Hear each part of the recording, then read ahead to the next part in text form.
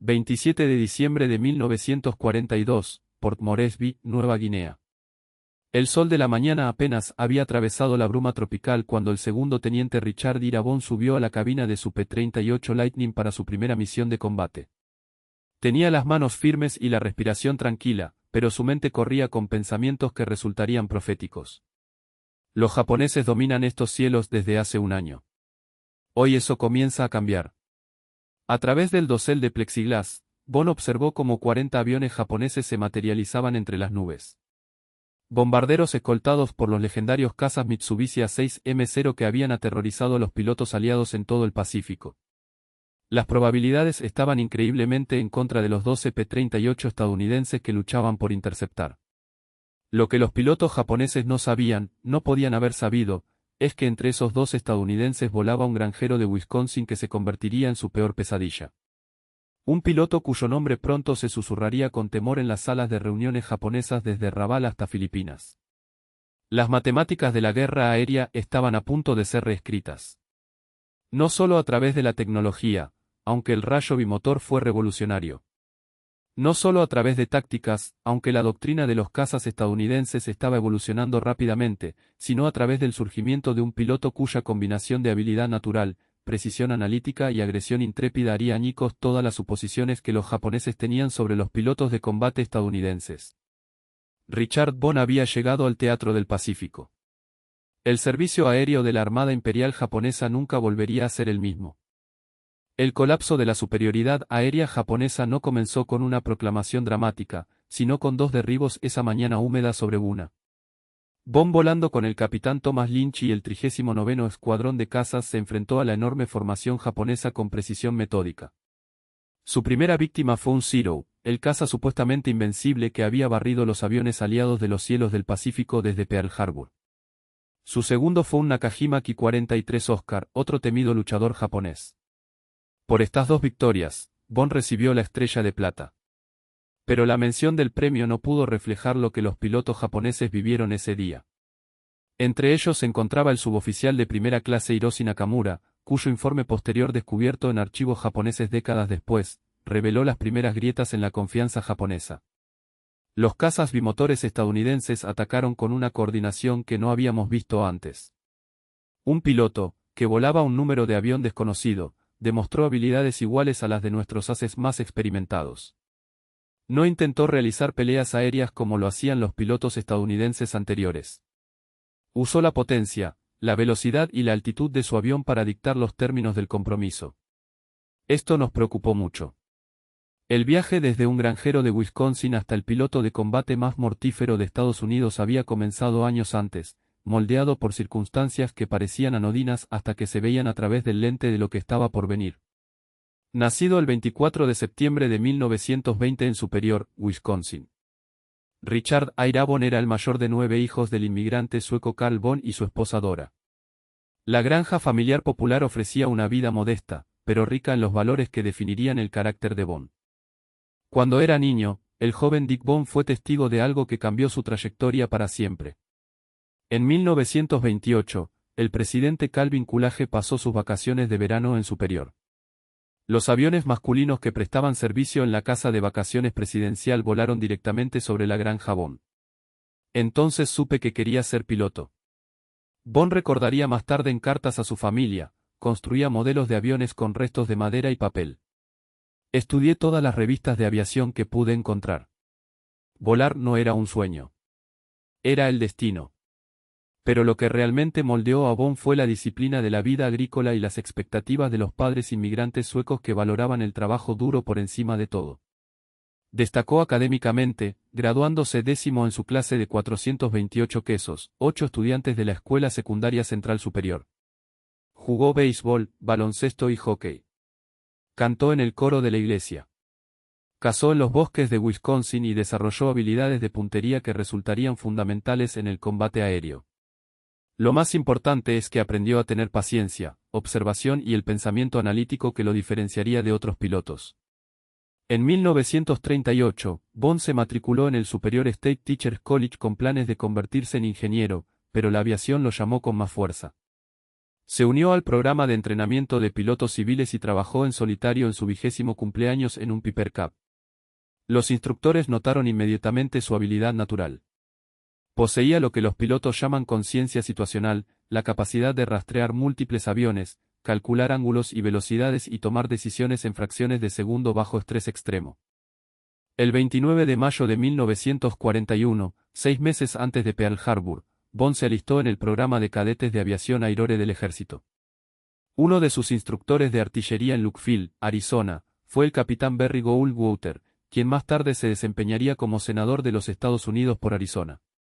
Goldwater recordaba vívidamente a Bond en las entrevistas de posguerra. Era el mejor piloto natural que he conocido. En el entrenamiento de artillería, podía disparar al objetivo con una precisión que superaba a nuestros mejores instructores.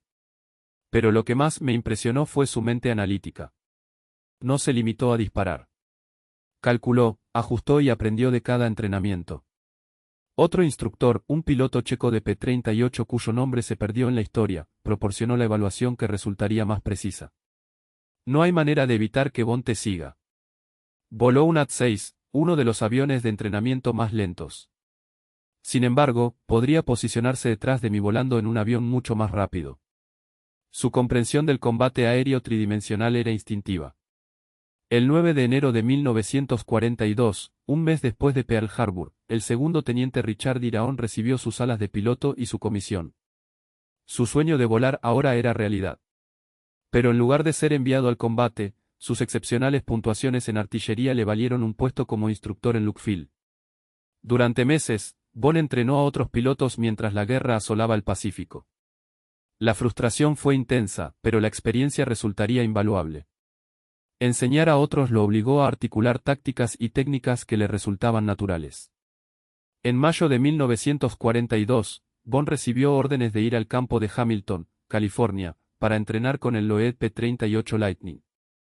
Este caza bimotor con su distintivo diseño de doble brazo y cabina central en L no se parecía a nada que la mayoría de los pilotos hubieran volado.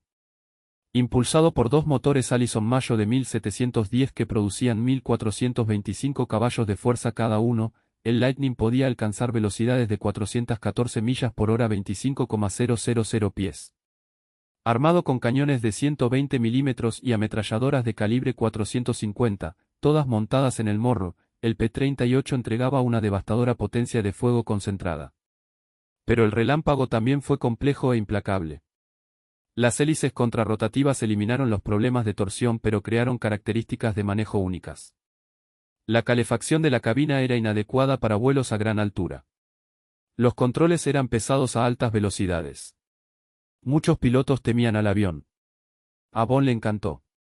Comprendió que la velocidad de ascenso y el largo alcance del P-38 lo convertían en el arma perfecta para el combate en el Pacífico, donde los enfrentamientos se producían a lo largo de vastas distancias oceánicas. En Hamilton Field, la habilidad natural de volar de Bond se manifestó de maneras que impresionaron y alarmaron a sus comandantes.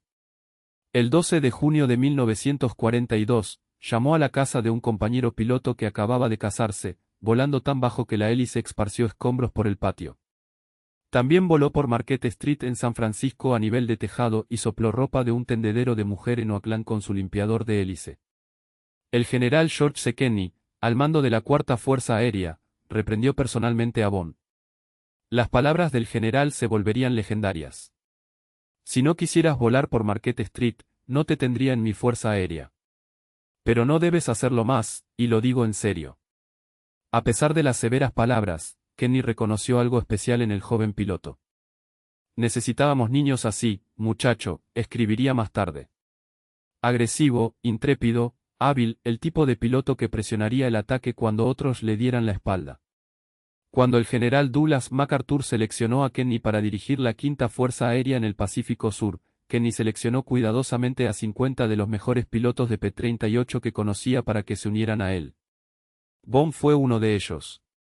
En septiembre de 1942, el general y el granjero llegaron a Australia. La Guerra del Pacífico estaba a punto de encontrar su depredador aéreo más mortífero.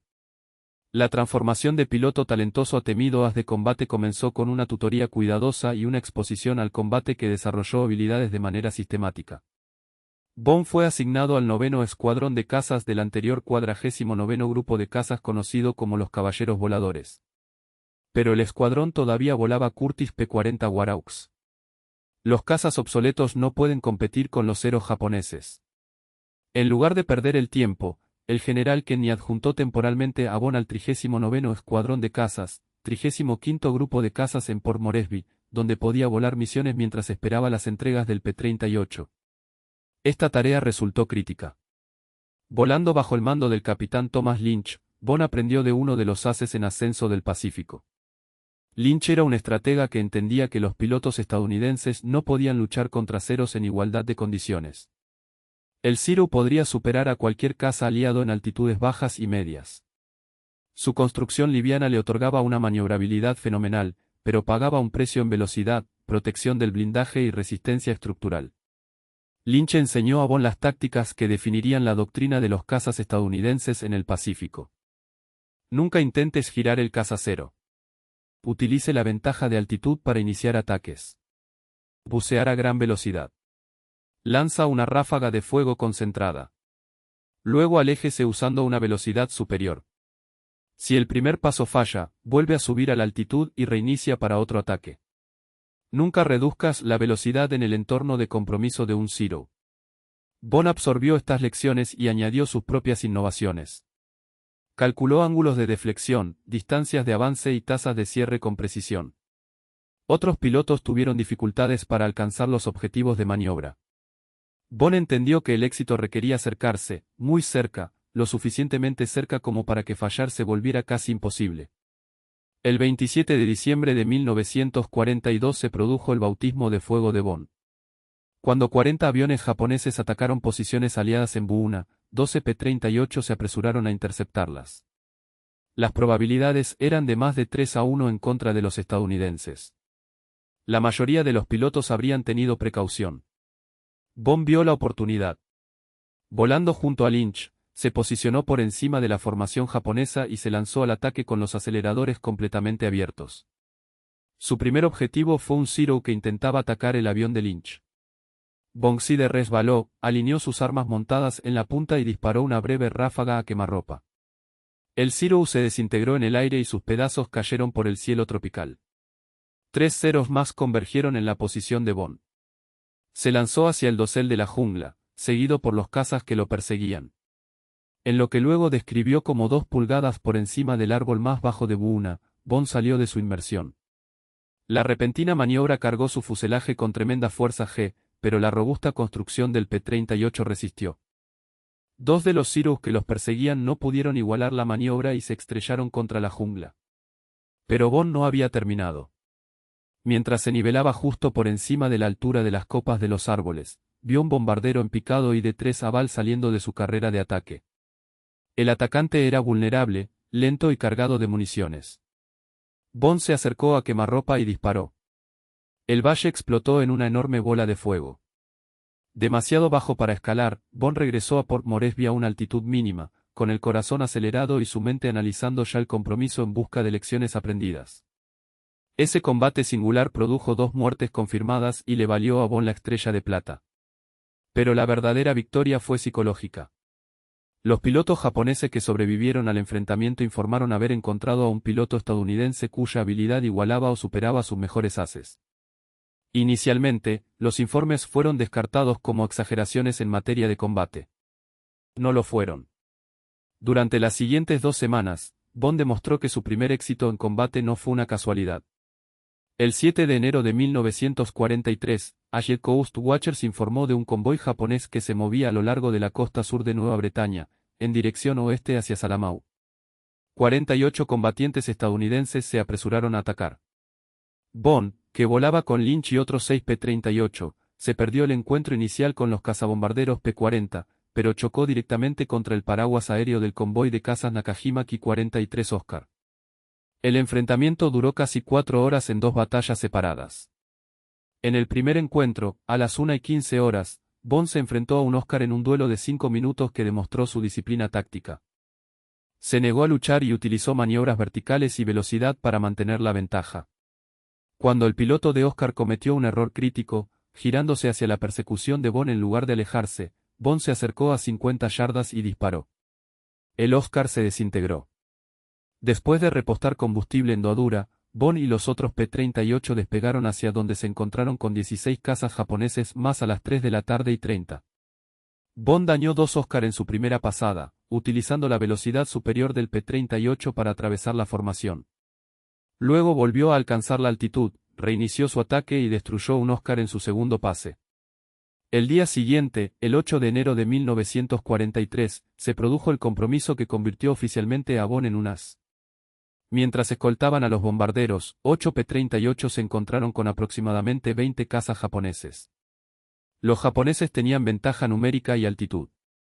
La doctrina estándar sugería retirarse para evitar probabilidades desfavorables. Bond y sus compañeros de escuadrón atacaron de todos modos. En la pelea de perros que siguió, Bond demostró las habilidades que lo harían legendario. Derribó a un caza con una larga ráfaga desde 200 yardas, un disparo de desvío difícil que requirió cálculos precisos del avance mientras ambos aviones maniobraban violentamente. Esta muerte, su quinta victoria confirmada, le valió a Bond la designación de Fighter Ace y la Cruz Voladora Distinguida. Más importante aún, anunció a los japoneses que los pilotos estadounidenses estaban aprendiendo a luchar eficazmente en el Pacífico. En abril de 1943, apenas 4 meses después de iniciar el combate, Bond había derribado 10 aviones japoneses, convirtiéndose en un doble as. Su reputación estaba creciendo no solo entre los estadounidenses, sino también entre los pilotos japoneses, que cada vez más informaban de encuentros con un caza de doble brazo pilotado por un piloto de habilidad excepcional. La progresión de novato a as había sido rápida pero metódica. Cada misión enseñó lecciones que Bond catalogó cuidadosamente en su mente. Aprendió que los motores gemelos del P-38 proporcionaban no solo potencia, sino también supervivencia. En múltiples ocasiones, los pilotos regresaron a la base con un solo motor después de sufrir daños en la batalla que habrían destruido a los cazas monomotor. Aprendió que la altitud era vida. El piloto que controlaba el terreno elevado controlaba el enfrentamiento. Aprendió que la paciencia era un arma. El piloto que esperó el disparo perfecto tuvo éxito donde el piloto impaciente fracasó. Entre misiones de combate, el papel de Bond se expandió más allá de simplemente aumentar su total de victorias. Se convirtió en profesor y compartía sus duros conocimientos con los pilotos recién llegados que bajaban de los aviones de transporte verdes y aterrorizados. Les enseñó a respetar las capacidades del Zero sin temerles. Les enseñó a utilizar las fortalezas, la velocidad, la potencia de fuego y la robustez de sus aviones mientras evitaban sus debilidades, su lento manejo a baja velocidad y su pobre velocidad de balanceo a altas velocidades. Sus métodos de enseñanza eran prácticos y directos. Llevaría a nuevos pilotos a vuelos de entrenamiento y demostraría las secuencias de ataque adecuadas. Sube por encima del objetivo. Colócate de manera que el sol quede detrás de ti, cegando al enemigo. Sumérgete a toda velocidad para alcanzar la máxima velocidad. Alinea tu nariz, no hacia donde está el objetivo, sino hacia donde estará cuando lleguen tus balas. Dispara una ráfaga corta, de no más de 3 segundos. Vigila tus huellas y ajustate. Cuando pases por la altitud del objetivo, sigue buceando. Usa tu velocidad para volver a subir y reiniciar para otro ataque. Nunca, bajo ninguna circunstancia, disminuya la velocidad y gire a pelear. El ascenso a primer teniente llegó en abril de 1943, reconocimiento tanto a su éxito en combate como a su valor como instructor. Pero Bond no quedó satisfecho con 10 asesinatos. Había demostrado que podía sobrevivir y triunfar. Ahora necesitaba demostrar que podía dominar. Pero el enfrentamiento que transformaría a Bond de un hábil as a un legendario piloto de combate ocurrió el 26 de julio de 1943 sobre Lae, Nueva Guinea. Esa mañana, Bond lideró un vuelo de 10 P-38 en un barrido al norte de Lae cuando vio una formación japonesa de aproximadamente 20 aviones.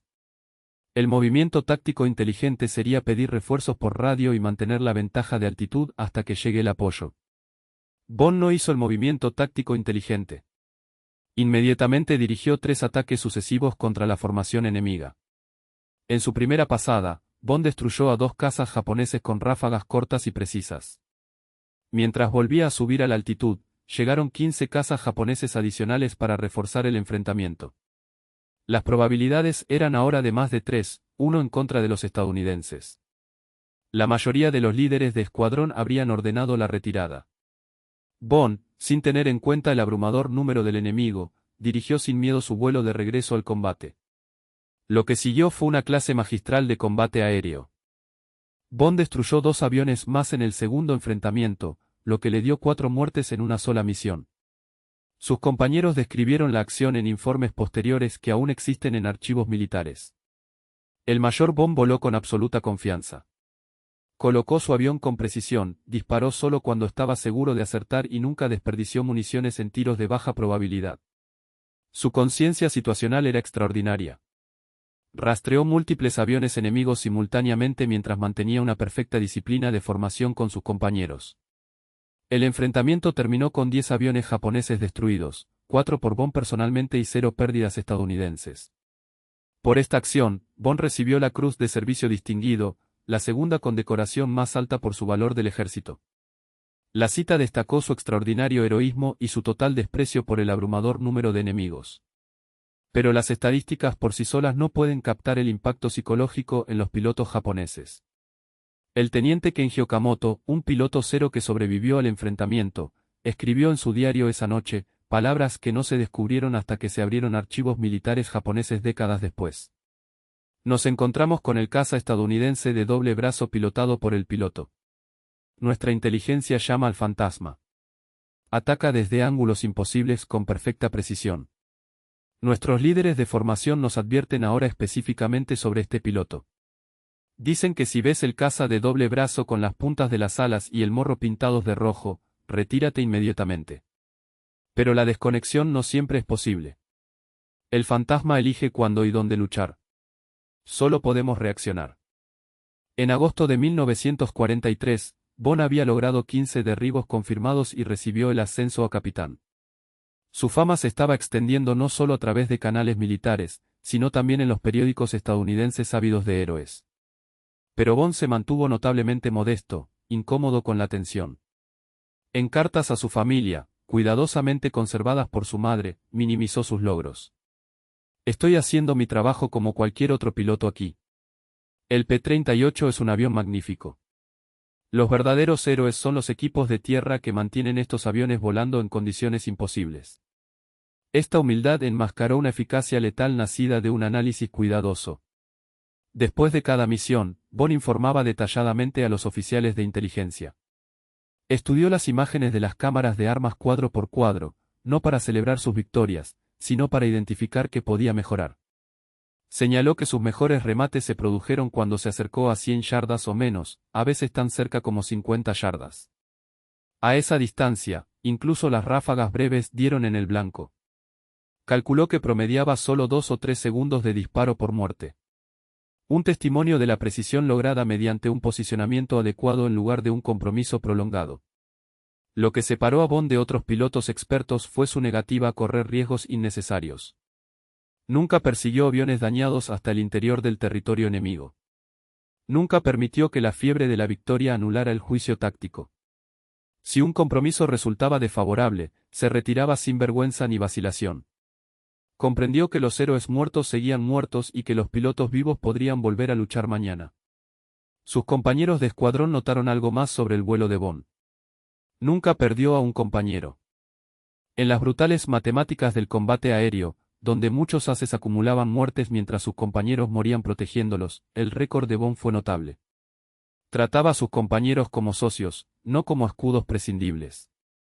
Los posicionó para apoyar sus ataques mientras los mantenía fuera del máximo peligro. Compartió muertes cuando sus compañeros dañaron aviones que él remató. Esta lealtad generó una feroz devoción entre quienes volaron con él.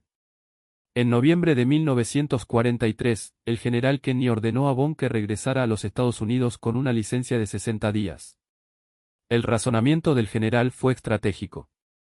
Bond había volado en combate continuo durante casi un año. Necesitaba descansar. Más importante aún, su experiencia en combate fue invaluable para entrenar pilotos de reemplazo y refinar la doctrina de los cazas.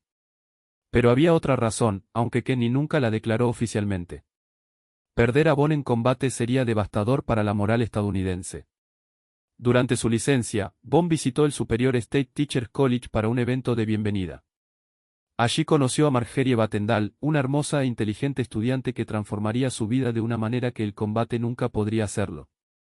Los dos comenzaron a salir inmediatamente, y cuando Bond regresó al Pacífico en enero de 1944, llevaba algo precioso, una gran fotografía de Marge que había montado en el morro de su P-38 Lightning.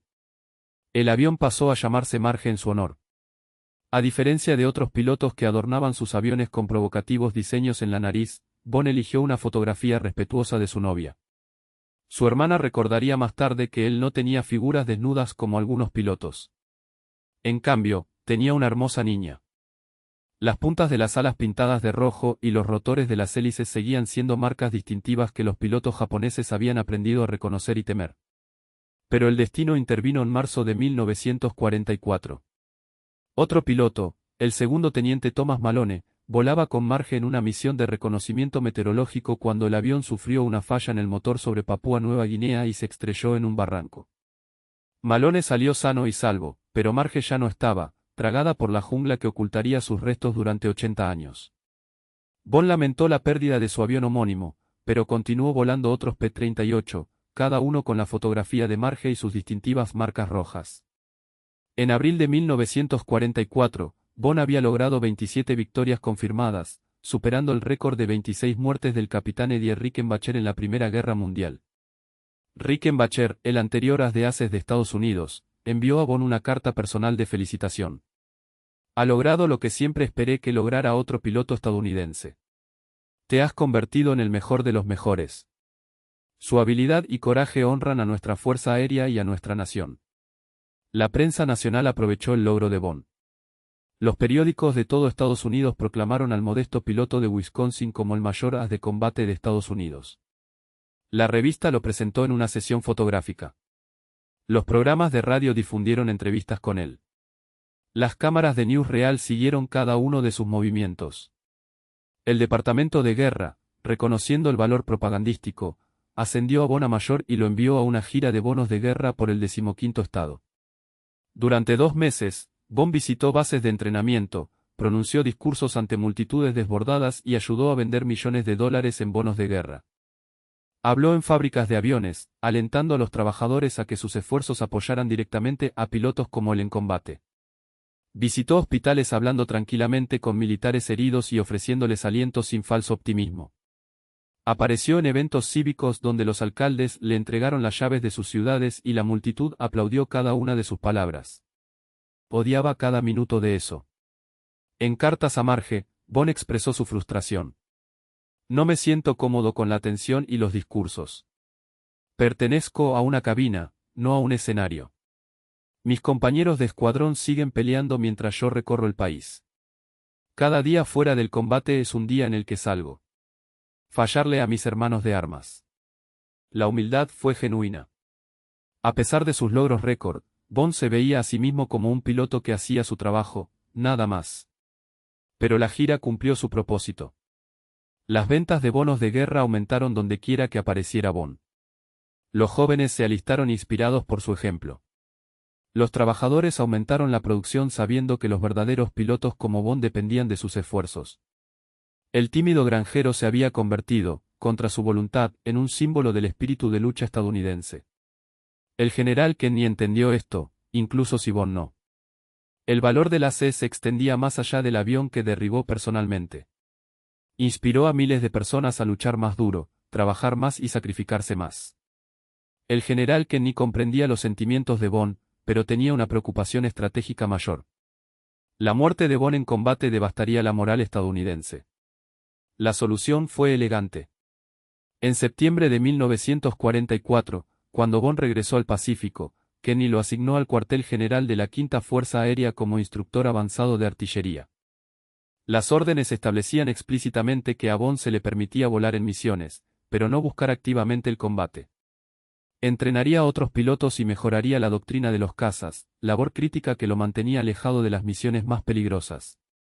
Bond encontró la laguna jurídica inmediatamente. Las órdenes decían que no podía buscar combate.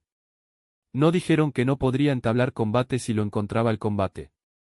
Volando desde Tloban más tarde durante la campaña de Filipinas, Bond logró estar exactamente en el lugar correcto cada vez que aparecían aviones japoneses. Su total de victorias aumentó constantemente. 28 muertes, 30 muertes, 35 muertes. La campaña de Filipinas de finales de 1944 proporcionó entornos ricos en objetivos. El poder aéreo japonés, aunque muy disminuido con respecto a su fuerza de 1942, todavía opuso una feroz resistencia al regreso de MacArthur. Los ataques de kamikaze estaban comenzando. Misiones suicidas desesperadas que aterrorizaron a los marineros estadounidenses pero que ofrecieron oportunidades para que pilotos de combate como Bond pudieran interceptar a los atacantes antes de que llegaran a la flota. Cada enfrentamiento fue documentado, filmado con cámaras armadas y verificado por múltiples testigos. No hubo inflación de reclamaciones, ni exageración. Cada asesinato fue legítimo. Las imágenes de la cámara del arma de Bond revisadas por agentes de inteligencia mostraron un patrón consistente. Breves ráfagas de fuego, normalmente de 2 a 3 segundos. Objetivos a corta distancia, a menudo a menos de 100 metros. Retirada inmediata después de disparar, usando la velocidad para escapar antes de que otros cazas enemigos pudieran reaccionar. Fue metódico, eficiente, mortal. A medida que su total ascendía a 40, crecieron las especulaciones sobre cuándo se le ordenaría regresar a casa de forma permanente. El general Kenny caminó sobre una delgada línea. Quería que Bond batiera récords y levantara la moral, pero no quería perder al mejor as de Estados Unidos por un afortunado disparo enemigo. La solución fue reducir gradualmente las misiones de Bond y al mismo tiempo permitirle suficientes oportunidades para alcanzar las 40 muertes, un número redondo que cimentaría su leyenda. El 12 de diciembre de 1944, el general Douglas MacArthur entregó personalmente a Bond la medalla de honor en el aeródromo de Clovan-en-Lee. MacArthur, conocido por sus discursos dramáticos, descartó sus comentarios preparados y habló desde el corazón. Mayor Richard Iraón, que ha gobernado el aire desde Nueva Guinea hasta Filipinas, ahora lo incorporó a la sociedad de los más valientes entre los valientes, los portadores de la Medalla de Honor del Congreso de los Estados Unidos. La ceremonia tuvo lugar en el mismo aeródromo donde Bond había volado muchas de sus misiones finales. Al fondo, aviones de combate se alineaban en la pista. Cientos de militares estaban firmes bajo el calor tropical. MacArthur, con sus gafas de sol características y su uniforme caqui, entregó la medalla con una rara emoción genuina. Entendió que Bond representaba algo más grande que un logro individual. Era una prueba de que los combatientes estadounidenses podían igualar y superar a los mejores guerreros que cualquier enemigo podía desplegar. La ceremonia fue filmada y mostrada en noticieros en todo Estados Unidos. El modesto piloto se mantuvo firme, visiblemente incómodo con la tensión, mientras MacArthur colocaba la medalla de honor en su uniforme. La mención que acompañaba la medalla era detallada y específica y enumeraba sus 40 victorias, su liderazgo, su devoción al deber y su extraordinario heroísmo. Pero no pudo captar la totalidad de lo que Bond había logrado. No acababa de derribar 40 aviones. Había transformado las tácticas de los combatientes estadounidenses.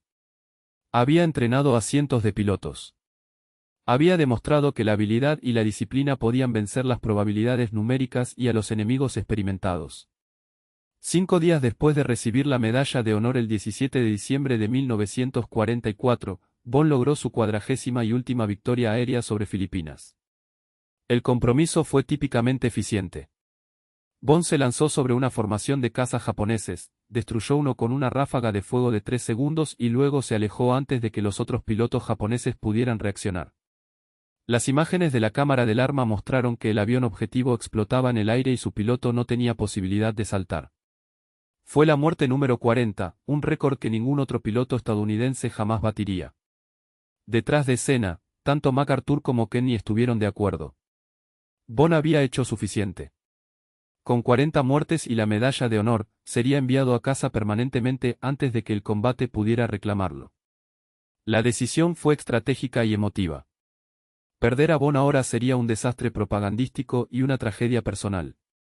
Se había ganado el derecho a sobrevivir. En enero de 1945, el mayor Richard Bond regresó a los Estados Unidos como el piloto de combate más célebre del país. La cobertura periodística fue intensa. Todos los periódicos publicaban historias sobre las de Aces. Programas de radio lo entrevistaron. Las noticias mostraron imágenes de su ceremonia de medalla de honor. Pero lo que más querían los estadounidenses era el interés humano. Querían saber sobre Marge. El 10 de febrero de 1945, Richard Bond y Margery Batendale se casaron en Superior, Wisconsin. La boda estuvo presente en las noticias de primera plana en todo el país. Asistieron cientos de simpatizantes. La ceremonia fue sencilla pero elegante y reflejó tanto los valores de su pequeña ciudad como el amor genuino que compartían. La boda tuvo lugar en la iglesia luterana Concordia en Superior. Marge vestía un tradicional vestido blanco. Dick vestía el uniforme de gala de la Fuerza Aérea del Ejército con su medalla de honor en un lugar destacado. Sus compañeros de escuadrón que pudieron asistir sirvieron como padrinos de boda. La iglesia estaba repleta de familiares, amigos, residentes locales y reporteros que documentaron cada momento para un público ávido de buenas noticias después de años de guerra. Para Bond, que había pasado 3 años en combate, la boda representaba normalidad, paz y un futuro más allá de la guerra. En sus votos matrimoniales, presenciados por cientos de personas, le prometió a Marge una vida libre de los peligros que había enfrentado. Habló de construir una casa, formar una familia y seguir una carrera en la aviación fuera del combate. Los sueños eran simples pero profundos para un hombre que había vivido con la muerte durante 3 años. La recepción fue un acontecimiento alegre. Se hicieron brindis, se contaron historias y las risas llenaron la sala. Durante unas horas la guerra pareció lejana. Bond bailó con su nueva novia, sonrió para las fotografías y se permitió imaginar un futuro en el que sus mayores desafíos serían las preocupaciones civiles, no las luchas de vida o muerte a 20.000 pies. La pareja pasó su luna de miel en California, donde Bond había aceptado un puesto como piloto de pruebas para Lockheed Aircraft Corporation. Su experiencia en combate lo hizo invaluable para evaluar nuevos diseños de cazas. Ayudaría a desarrollar la próxima generación de cazas estadounidenses, específicamente el Lockheed P-80 Shooting Star, el primer caza a reacción operativo de Estados Unidos. Parecía la tarea perfecta para un piloto del calibre de Bond. Los vuelos de prueba ofrecieron desafío y emoción sin el peligro mortal del combate. Podría construir una vida con Marge y al mismo tiempo contribuir al avance de la aviación. Pero en 1945 los aviones a reacción eran experimentales y peligrosos. La tecnología experimental era de vanguardia. El rendimiento no tenía precedentes, pero la fiabilidad era cuestionable. Los motores a reacción eran temperamentales. Los sistemas de control no eran familiares. Los procedimientos de seguridad todavía se estaban desarrollando mediante prueba y error. Cada vuelo de prueba conllevaba riesgos. En la mañana del 6 de agosto de 1945, Bond se presentó en las instalaciones de Lockheed en Burbank para un vuelo de aceptación de rutina del P-80. Un cuento número 4485048. Había acumulado 4 horas y 15 minutos de vuelo en el P-80 en 12 vuelos. Según los estándares de los pilotos de pruebas, todavía se estaba familiarizando con las características del avión. Para los estándares de un piloto de combate, se sentía cómodo y confiado. El P-80 Shooting Star representó el futuro de Estados Unidos en la aviación. Con una velocidad máxima de 594 millas por hora, era significativamente más rápido que cualquier caza propulsado por hélice. Su elegante diseño con el motor a reacción enterrado en el fuselaje y las tomas de aire montadas en los laterales del fuselaje fue revolucionario. Pero la tecnología era tan nueva que los procedimientos aún se estaban perfeccionando gracias a la experiencia operativa. Cada vuelo de prueba contribuyó al creciente conjunto de conocimientos sobre las operaciones de aviones a reacción. La inspección previa al vuelo no reveló nada inusual. Bond arrancó normalmente el único motor turborreactor Allison J-33. El vino del motor a reacción era notablemente diferente del rugido de los motores de pistón que había pilotado a lo largo de su carrera de combate. Rodó hasta la pista 15 y recibió autorización para despegar a las 2 del mediodía y 30 hora local. Los testigos observaron cómo el elegante avión comenzó su carrera de despegue. La aceleración fue impresionante y el P-80 alcanzó rápidamente la velocidad de rotación. Bond despegó suavemente y comenzó a subir. A aproximadamente 300 pies de altitud, los testigos notaron bocanadas de humo negro que salían del motor. La aeronave comenzó a rodar hacia la derecha y luego se niveló momentáneamente. El dosel se separó y cayó. Bond había iniciado los procedimientos de expulsión, pero luego el motor falló por completo. El P-80 cayó con el morro hacia un descenso pronunciado. Bond salió expulsado del avión, pero su altitud era críticamente baja, tal vez 200 pies. El paracaídas se desplegó y su cubierta se abrió de golpe, pero no hubo suficiente tiempo ni altitud para que el paracaídas desacelerara la caída del cuerpo de Bond. Chocó contra el suelo a gran velocidad en la intersección de Oxnard Street y Satsuma Avenue en Burbank. El P-80 impactó segundos después con el morro hacia abajo y el combustible explotó en el impacto.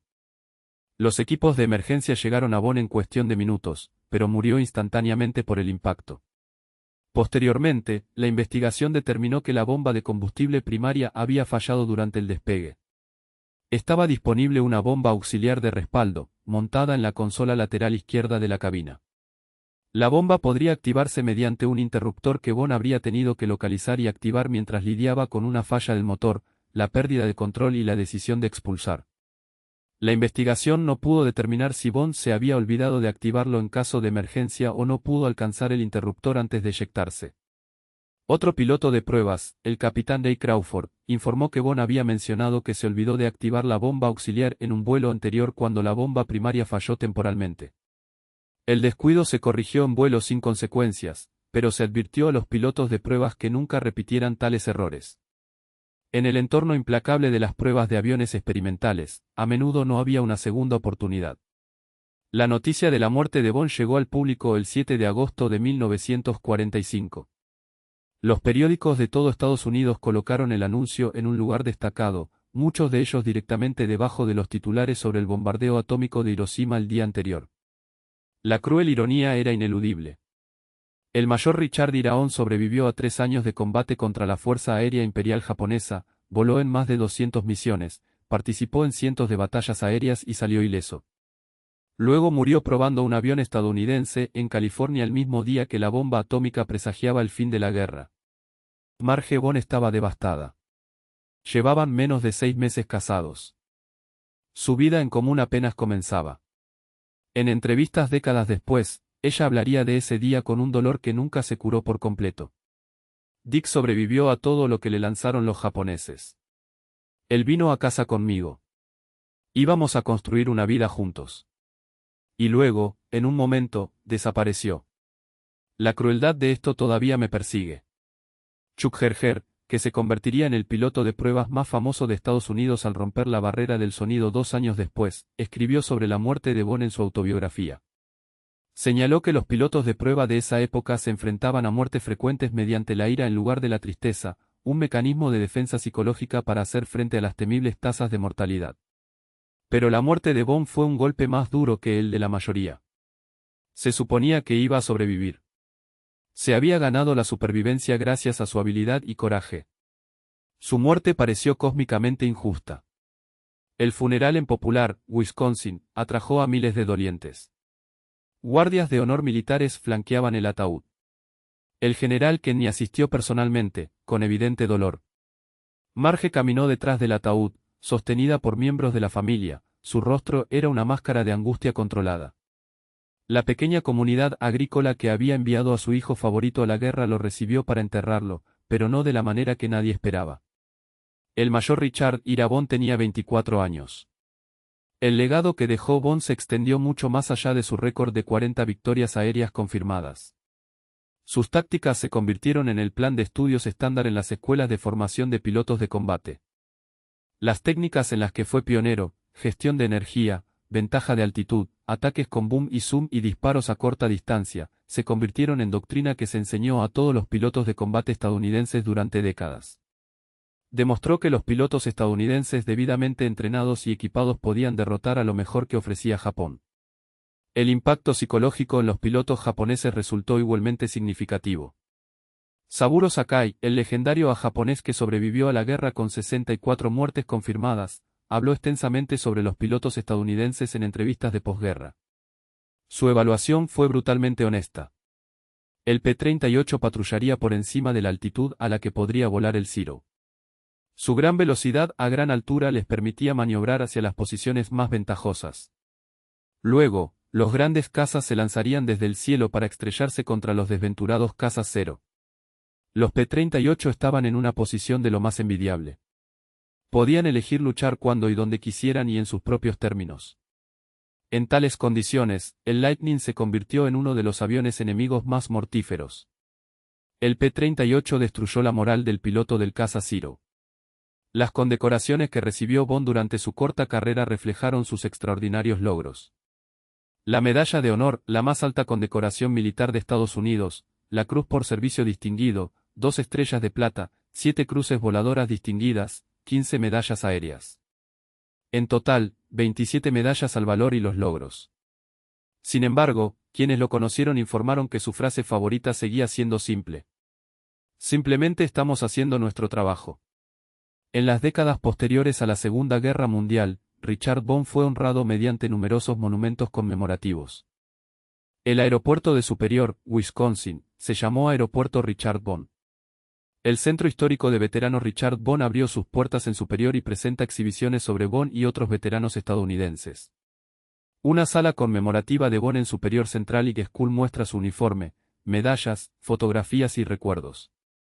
Afuera se encuentra un P-38 Lightning restaurado similar al que Bond voló hacia la gloria. Las calles, puentes y edificios de todo Estados Unidos llevan su nombre. En 1986, 41 años después de su muerte, Richard Bond fue incluido póstumamente en el Salón de la Fama de la Aviación Nacional. La ceremonia reunió a los miembros supervivientes de su escuadrón, ahora ancianos que aún recordaban haber volado con él. El coronel Gerald Johnson, que voló con Bond en el 49º Grupo de Cazas, habló en la toma de posesión. Dick Bond fue el mejor piloto que he conocido. Pero no es por eso que lo recordamos. Lo recordamos porque hizo mejores a todos los que lo rodeaban. Nos enseñó cómo sobrevivir. Nos mostró que la habilidad y la disciplina vencieron la agresión cruda. Demostró que la determinación y la preparación podían superar cualquier obstáculo. Tuvimos el honor de haber volado con él. El descubrimiento del P-38 Marge estrellado de Bond en mayo de 2024 cerró una historia que había permanecido incompleta durante 8 décadas. El 16 de mayo de 2024, una expedición conjunta del Centro Histórico de Veteranos Ricardo I de Bond y Pacific Rex descubrió restos en un barranco en la provincia de Madang en Papúa Nueva Guinea. Justin Talon, director de Pacific Rex, describió el hallazgo de 2 motores parcialmente enterrados en el suelo con pintura roja aún visible en las hélices. La hermana de Bond, Sherry Felcott, de 99 años, expresó su felicidad por el descubrimiento. Las estadísticas de la carrera de combate de Bond cuentan una historia de logros inigualables. 40 victorias aéreas confirmadas, un récord que se mantiene en la actualidad. Más de 200 misiones de combate voladas, más de 500 horas de vuelo de combate, 0 pérdidas de pilotos bajo su liderazgo directo. Estos números establecen a Bond no solo como el principal as de Estados Unidos, sino también como uno de los pilotos de combate más efectivos de la historia. Thomas Maguire, quien voló con Bond y se convirtió en el segundo as con mayor puntuación de Estados Unidos con 38 remates, describió lo que hizo que Bond fuera excepcional. Dick nunca fue el piloto más llamativo. No realizó acrobacias en combate. No tomó riesgos innecesarios. Pero se posicionó perfectamente, disparó en el momento exacto y nunca desperdició tiros. Trataba el combate aéreo como un problema de ingeniería, calculaba los ángulos, acortaba la distancia, eliminaba el objetivo y se retiraba con seguridad. Era una metodología aplicada al caos. En los 79 años transcurridos desde la muerte de Bond, su récord de 40 victorias no ha sido superado por ningún piloto estadounidense. Esto no es por falta de oportunidades. Los pilotos estadounidenses lucharon en Corea, Vietnam, la Guerra del Golfo y muchos otros conflictos. Pero la naturaleza de la guerra aérea cambió. Los aviones a reacción hicieron que los enfrentamientos fueran más rápidos y más cortos. Los misiles reemplazaron a las armas de fuego como armas principales. La superioridad aérea a menudo se lograba rápidamente, lo que limitaba las oportunidades para que los pilotos acumularan altos totales de victorias. El historial de Bond es un monumento a una época y un estilo de guerra específicos que han pasado a la historia. Para Marge Bond, quien más tarde se volvió a casar y se convirtió en Marge Dacke, su primer marido siguió siendo una parte central de su identidad a lo largo de su larga vida. Se convirtió en una defensora incansable de los veteranos y de la educación en historia militar. Ella jugó un papel decisivo en el establecimiento del Centro Histórico de Veteranos Richard Bond y trabajó para garantizar que el legado de Dick inspirara a las generaciones futuras. En una carta escrita al final de su vida, Marge reflexionó sobre su breve matrimonio. La Segunda Guerra Mundial fue una época de la historia en la que probablemente se produjo el derramamiento más patriótico que sintió el ciudadano medio. Mucha gente pasó por la Segunda Guerra Mundial y experimentó todo esto. Están vivos hoy y pueden transmitir sus historias a las generaciones más jóvenes. La frase favorita de Dick era: simplemente estamos haciendo nuestro trabajo. Bueno, con el Centro Patrimonial, estamos haciendo nuestro trabajo al brindar un tributo muy apropiado a todos los héroes que salieron de la Segunda Guerra Mundial. Richard Iraón voló en su última misión de combate el 17 de diciembre de 1944. Murió probando un avión de combate experimental el 6 de agosto de 1945. Vivió solo 24 años, estuvo casado menos de 6 meses y experimentó el combate menos de 3 años. Sin embargo, en ese breve tiempo, cambió la guerra aérea, influyó en la doctrina táctica, inspiró a generaciones de pilotos de combate y se convirtió en una parte permanente de la historia militar estadounidense. El mayor Richard Iraón obtuvo 40 victorias aéreas en 3 años de combate. Pero su verdadero logro fue mayor. Demostró que el pensamiento analítico y la disciplina táctica triunfaban sobre la agresión cruda. Demostró que la tecnología no significa nada sin operadores capacitados. Estableció estándares de excelencia que aún inspiran. Los japoneses le temían con razón. Era el mejor al que se habían enfrentado jamás. El piloto que dominó los cielos desde Nueva Guinea hasta Filipinas. El as de ases. El piloto de combate más mortífero de Estados Unidos.